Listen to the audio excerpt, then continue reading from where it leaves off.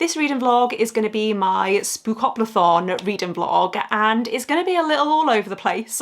I'm hoping it's going to come together in the end, but basically a lot of the books that I put onto my official Spookoplathon TBR are books that I do need to read this month. However, I'm reading them for a specific vlog that isn't going to be coming out until December. I also realised I didn't add any audiobooks to my TBR, and I typically read around 2 or 3 audiobooks a month, depending on how long they are. I tend to listen to audiobooks when I'm driving or when I'm walking or when I'm doing chores around the house. So basically my plan for this reading vlog is I'm going to be reading a couple of books from my Spookoplathon TBR, basically anything that I'm not reading for that reading vlog that I mentioned, and then I'm also going to be rolling as I go to find audiobooks or physical books if I do manage to get through the rest of my TBR, but I can imagine the rolls that I'm going to be doing are going to be specifically for audiobooks. So we're going to have a mix of audiobook listening and also physical reading. The first book that I'm going to be reading for this vlog is a book that was on that TBR, and that is The Reformatory by Tananarive Due. So I have started this. I read the first 20 pages last night. Yeah, I'm on page 26, so I'm not too far into this. However, this is quite chunky, so I'm imagining it's going to take me around a week, but I will give you updates as we go. I have also done another roll in order to find an audiobook, so we're gonna cut to that now, and then I'm gonna tell you what I'm gonna be reading for that prompt. So for our last roll, we landed on Big Book, so that is where we will be starting, but this next roll is a 5 plus a 1, which is 6. Which is a small book under 300 pages. Perfect. So we landed on small book, which means I need to read a book that is under 300 pages. For this, I've gone with Night of the Mannequins by Stephen Graham Jones, which is only 136 pages. The audiobook on Everend says that it's 3 hours long. I reckon I'm going to be able to finish this in one sitting. I'm driving to Birmingham this evening to an event, so I reckon because I'll probably listen on 1.8 times speed, I reckon I'll finish this on the drive home, and then I can update you with some thoughts in the morning. I don't know much about this and I don't want to look too much into it because it is so short, but I know that Stephen Graham Jones is a really popular horror author, so I will let you know once I have finished this, and I will also keep you updated with my thoughts on The Reformatory, and then we'll go from there and just see how things go. But I really wanted to vlog throughout October. Fingers crossed everything goes as I'm envisioning. If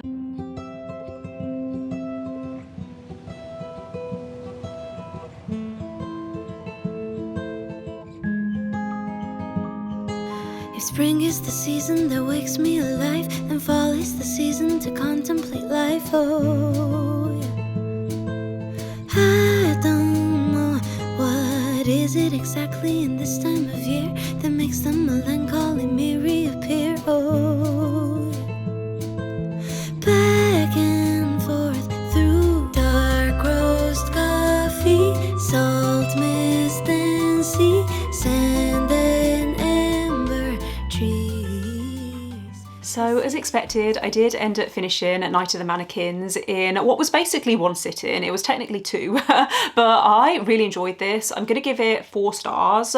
I could be convinced to up it to 5 stars. I really liked this. I thought it was very cleverly written. It's told through this conversational writing style, and it's told in first person perspective as well. So it's really about taking you inside the mind of this main character. And I thought that worked really well in some ways on audio, but also this says a lot without actually saying it. There were parts where I had to rewind the audiobook to listen to stuff again, and it would have been easier to do that if I'd had a physical copy. So that was the only reason why it didn't quite get 5 stars. This is basically following a group of teenagers who decide to pull a prank in a movie theatre involving a mannequin. That is all you need to know about the plot. I would advise, if you are listening to this on Everend, don't read the synopsis on Everend. I'm really glad that I waited until until after finishing the book. It's quite spoilery. It kind of tells you what direction this goes in, and I think it's more fun to discover that for yourself. So yeah, 4 stars, like I said. Would be interested in reading more books by Stephen Graham Jones. The only thing is,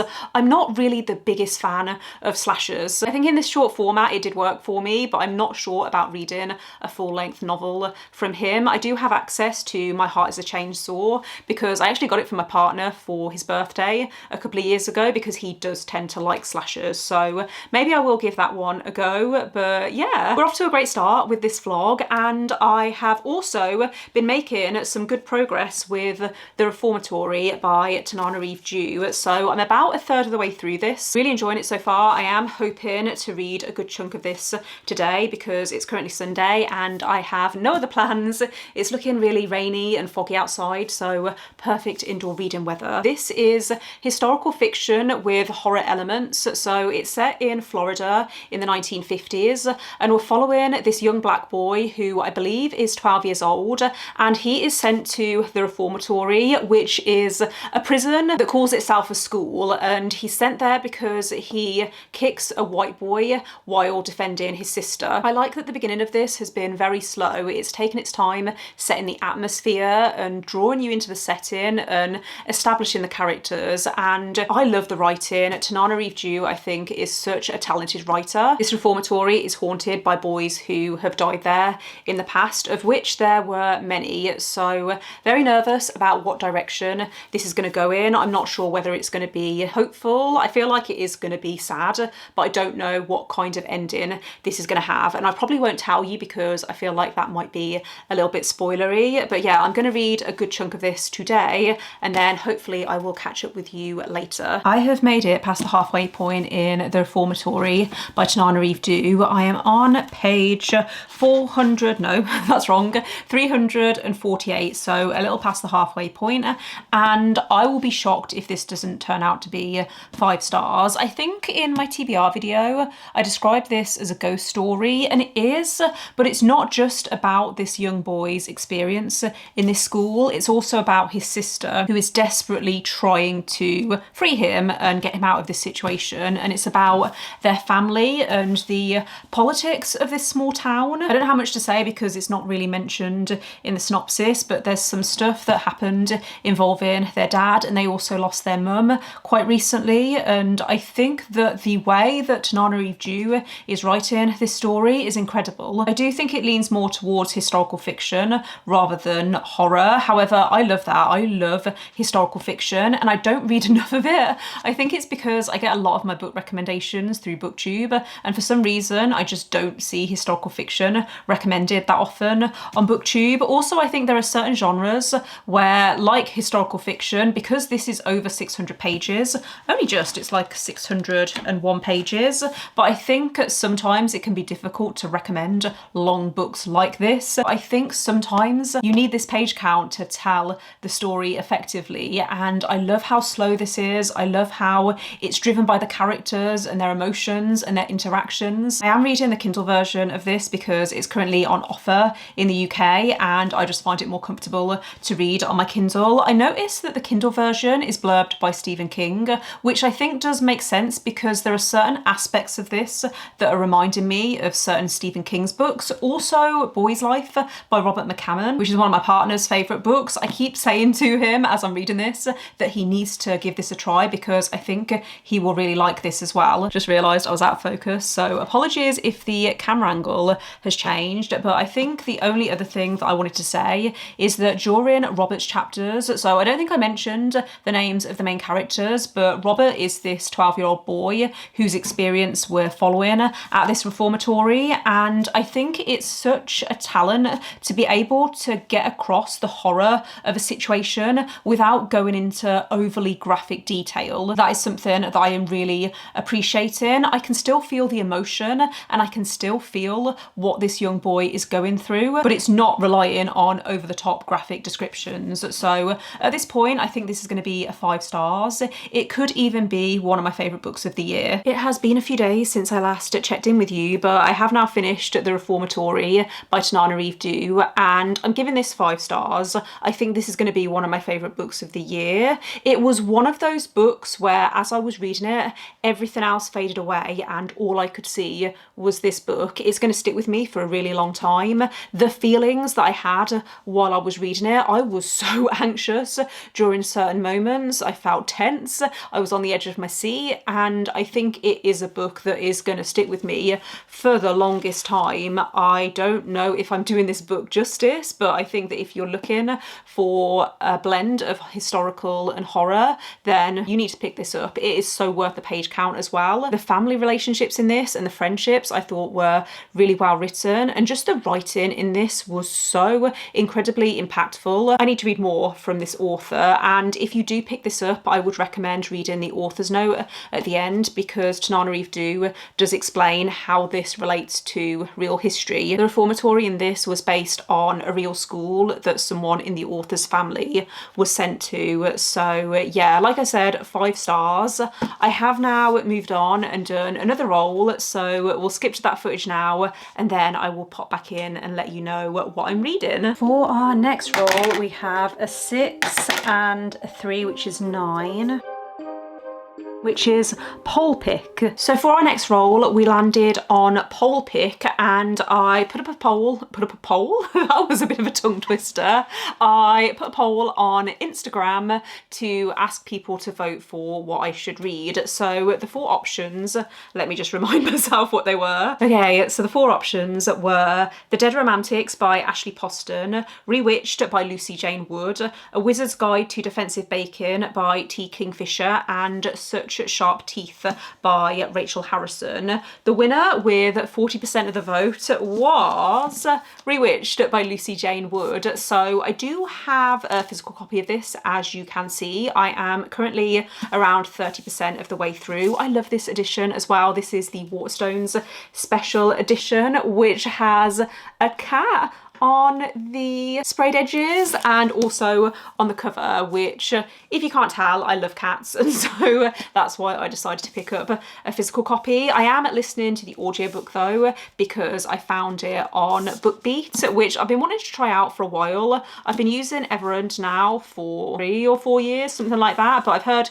good things about BookBeat as well. So I am listening to the audiobook for this, and I really like the narrator. They're talking with a Yorkshire accent, and you know that you're in for a cozy good time when the audiobook narrator has a Yorkshire accent. Not that I can think of any other books that I've listened to where the audiobook narrator has a Yorkshire accent, but this is really cozy so far. It is the perfect autumnal vibe that I'm looking for, and the story is really cute as well. We're following this main character called Belle, who is approaching her 30th birthday, and in this world, which is basically our world, but in this reality, there are witches who, when they reach their 30th birthday, they have to go before their coven and prove that they're worthy of keeping their magic. They don't tell people this, so Belle has kind of lost her spark. She feels quite distant from her magic, and she's not really using it to its full potential. So she's very nervous when she receives this summons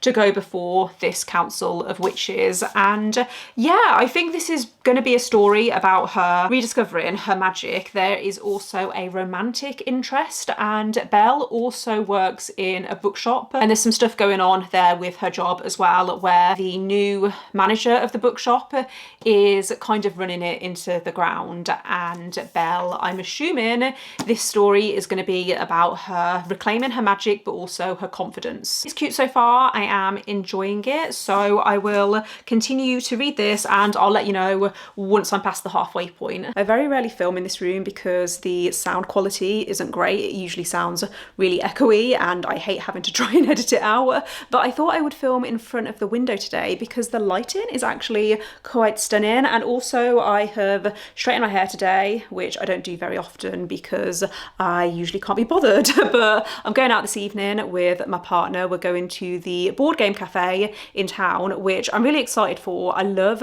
going to the board game cafe because because I love board games, but I don't like committing to buying board games until I've tried them out because some of them can be quite expensive.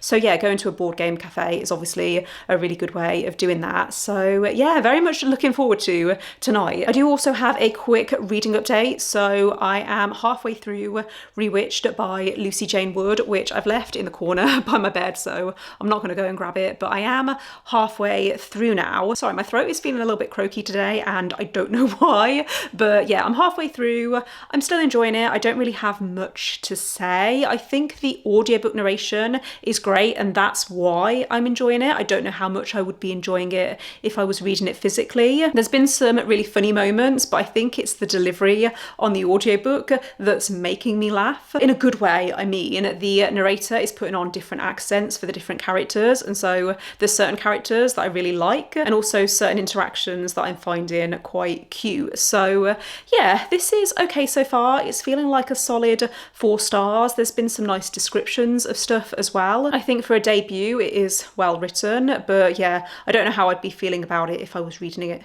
physically. So that's all I have to say really today. I am working this weekend on Sunday, however it's a good work thing. So for anyone who doesn't know, I'm a social media manager and we're having a content filming day on Sunday, which I'm really looking forward to. So it's going to be a good weekend. I am hoping to finish Rewitched at some point, maybe on Sunday, because I do have to drive for an hour and a half each way to the venue where we're filming. So I should be able to get it finished this weekend and then I can share with you my final thoughts and we can move on to the next role. I don't know how many roles I'm going to be doing in this vlog. I'm just going to keep going until I get bored.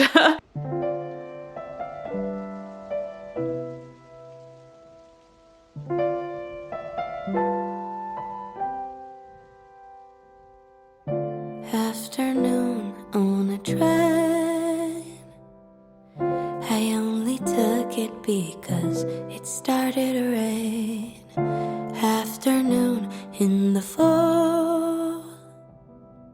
This weather always makes me think about it all. It has been a few days since I last checked in with you. I think the last time I spoke to you was Friday when I was going to the board game cafe, which was really fun. I love board games. I think I already spoke about that in the vlog, but Friday was really good. We played a couple of games that we've played before but that we don't have at home. So my favourite board game, for anyone who's curious, is Splendor, which we didn't play on Friday because we have a copy at home, but we did play Ticket to Ride, which is becoming a new favourite board game. I just love deck builder games, I think they're called. I don't know whether Ticket to Ride would be considered a deck builder, but I like those kind of games where there's some strategy involved but there's also an element of chance. And yeah, it was just really fun, a really cozy and wholesome evening. And then yesterday I was out with work and today I am working, but tomorrow I am taking a day off, so I'm going to hopefully get lots of reading done. Yesterday on my drive home I did end up finishing Rewitched by Lucy Jane Wood and I'm going to give this 4 stars. It's probably closer to a 3.5, but I did really like the audiobook and I thought this had some great messages around believing in yourself and reclaiming your magic, which is literally the tagline on the front. It says it's time to rediscover her magic, and there are some great scenes in this where Belle is self-reflecting and she is also practically trying to learn and rediscover her magic, and I really liked those elements. Belle is someone who has struggled a lot with self-doubt and confidence, and so I think she is a really relatable character. I also loved her friendship with Ariadne, who is her best friend. There's also a mentor character who I thought was well written. I thought the characters in this were well written, especially considering this is a debut. The main reason it didn't get 5 stars, and the thing that I mostly struggled with, was the pacing. I felt like I was reading this for ages. Even listening to the audiobook, there were times where I could feel my attention was wavering and where I was having to rewind parts because I was just drifting. It did feel a bit slow in places, and also towards the end it felt a little bit cheesy and a little bit corny. So yeah, that was the main reason it wasn't a full 5 stars, but I would recommend this if you're looking for a book that has those 90s witchy vibes. Then I thought that this did that very well. There's also a hint bit of a slow burn romance in this as well, which I thought was cute. I thought this had very wholesome vibes, so yeah, would recommend, but not a new favourite. I didn't love it as much as the Very Secret Society of Irregular Witches, which I read last year, but this was cute. Before I forget, I also got something wrong about the audiobook narrator because I thought they were talking with a Yorkshire accent. Turns out they're from Manchester, so that's my bad. I actually have quite a few friends from uni who are from the north of England, and for some reason I'm still just terrible at recognising accents. But yeah, one of my friends is from Lancashire and the audiobook narrator for this has quite a similar accent. So just wanted to correct myself, but I am now going to do my next roll, which I haven't done yet, so I will insert that into the vlog next, and then I will pop in with you possibly later once I've had some time to think about it. It depends what I roll, obviously, but if I need a few hours to decide what I'm reading next, then I will catch up with you later, or you might see me again in a few minutes. So we previously landed on pole pick, so I will place my counter there, and then our next roll we've got a 2 and a 5, so 7. 7, which is bone. I may change my mind on this, but I'm thinking I might go with The Boyfriend by Freida McFadden, which is her most recent release.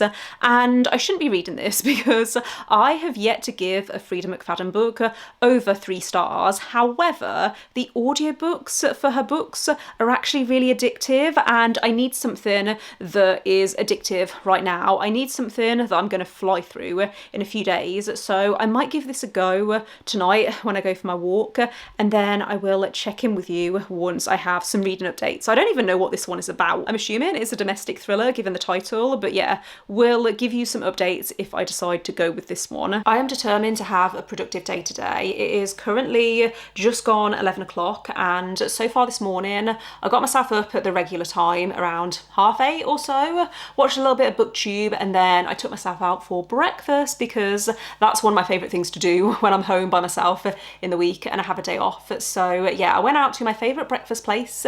Didn't take any footage because I forgot to take my camera with me, and also I'm currently charging my main batteries. I have like a spare battery, which is what I'm using at the moment, but the battery life on it isn't great. So I use it for filming vlog updates, but I can't use it for filming full-length videos, and I do want to try and film at least one video this afternoon. I have just wrapped up another vlog as well, which won't be going live, I don't think, for a few weeks, but I would like to get this vlog live on Thursday or Sunday, which means I'm gonna have to try and wrap it up today because I'm working from the office on Wednesday and Thursday this week. I did make a start on The Boyfriend by Freida McFadden. I am currently 26% of the way through, so I read a little this morning and also last night, and so far this is fine.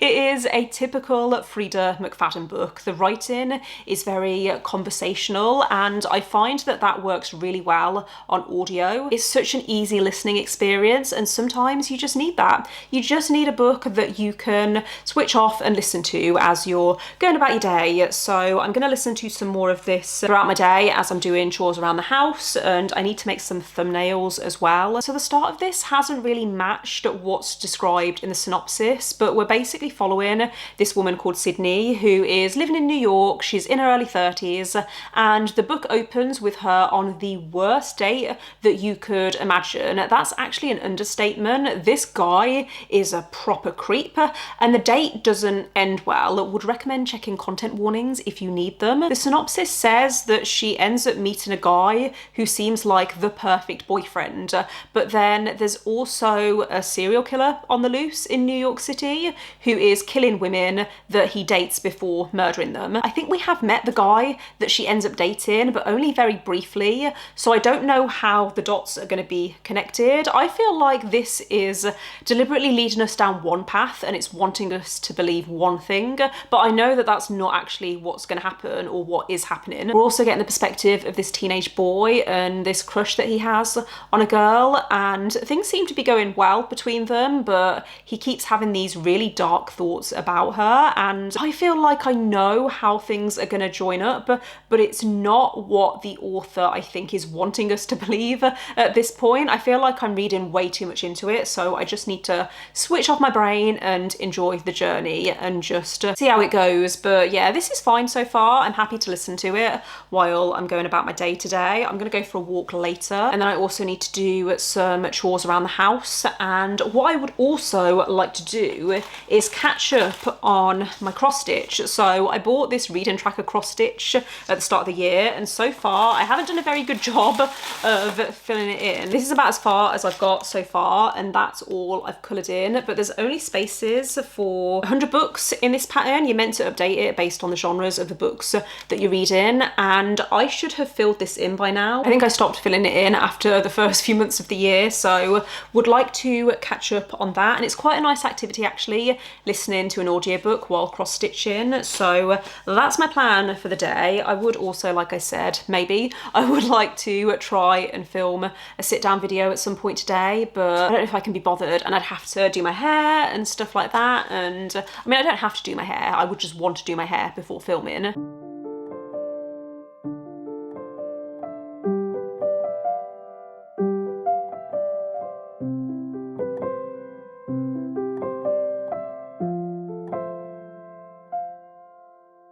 Thankfully today has turned out to be a very productive day, because I did manage to get all of the scheduling and editing and thumbnail making done that I wanted to get done. The only thing I didn't end up doing was I didn't film a video, but that's fine. I can do it this weekend. I just wasn't in the mood today. What I was in the mood for was my audiobook, surprisingly. I have now made it to, I think, 60-something% of the way through. Yeah, I'm 64% of the way through, so I only have around 3 hours 15 minutes left. I'm not going to go for my walk now this evening, which I usually do, because I ended up walking to the supermarket instead. I'm making dinner today, so I needed to pick up ingredients anyway, and I decided to walk rather than drive. So I think what I'm going to do this evening is I am going to get cozy. I'm going to settle down, do my cross stitch, and listen to my audiobook until I finished it. Literally have nothing that I can tell you about this book other than it's absolutely fine. It's exactly what I expected it to be. It's a really easy listening experience. The main character is kind of annoying, but I think the main reason I'm finding her frustrating is because she is ignoring so many red flags. This guy that she's dating is clearly hiding stuff, and I'm working on a few different theories at the moment as to what I think is going on. I have the most obvious explanation, but then I also have a few that are a little more out there, and I feel like it's going to be one of the more out there explanations. Obviously I might be completely wrong. I have been caught off guard by Freida McFadden's books before, but the reason I've been caught off guard is because sometimes the twists don't make any sense. So let's hope that that doesn't happen with this book. I think it's going to get 3 stars, maybe a 3.5, but that's what I was expecting, so it's not a bad thing. You know what? Fair play, Freida McFadden. I finished reading The Boyfriend last night and I didn't guess the ending. I am usually quite good at predicting twists in thrillers, and this took me by surprise. Considering I had so many different theories as I was reading, I was way off. Well, not quite way off. I think I'd kind of guessed